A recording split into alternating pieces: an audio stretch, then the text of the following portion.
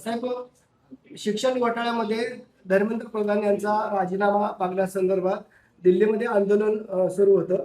सकाळी पहाटे वांगचुक यांचं जे आंदोलन चालू होतं, वांगचुक यांना उचलून नेण्यात आलेले हॉस्पिटलला. असे आमचा अंदाज असा होता की या फारसा दिवसात त्यांना अटक होती आणि नेमकं तसं झालं. त्याची मागणी काय होती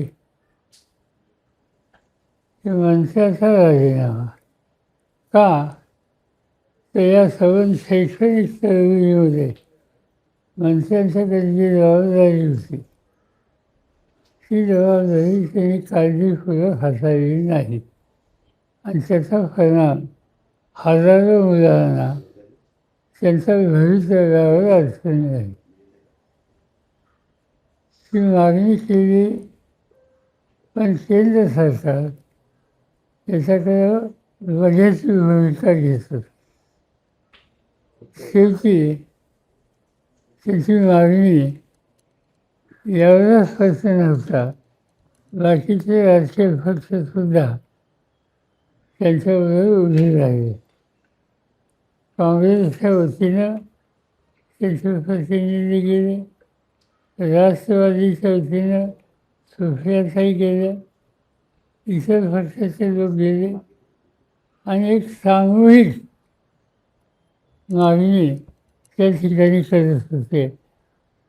आणि हे आपल्या आवाक्याच्या बाहेर आहे हे ज्यावेळेला लक्षात आलं त्यावेळेला हा अटक करण्याचा निर्णय घेतला आणि त्याप्रमाणे आज पहाटे त्यांची अटक त्यांनी केली.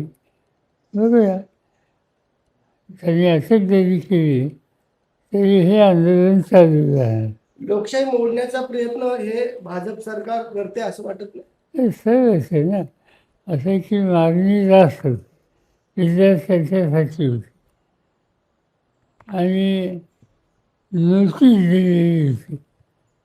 आणि इतक्या दिवसात 20 दिवसात दिल्लीमध्ये असून तुम्ही भेटायला सुद्धा येत नाही, एवढा उद्दामपणा.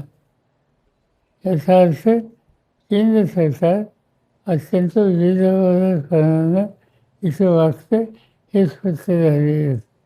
आणि हे इथे थांबणार नाही. उद्या 14 तारखेला उद्या पार्लमेंट सुरू होईल, या विषयाने पार्लमेंट सुरू होईल.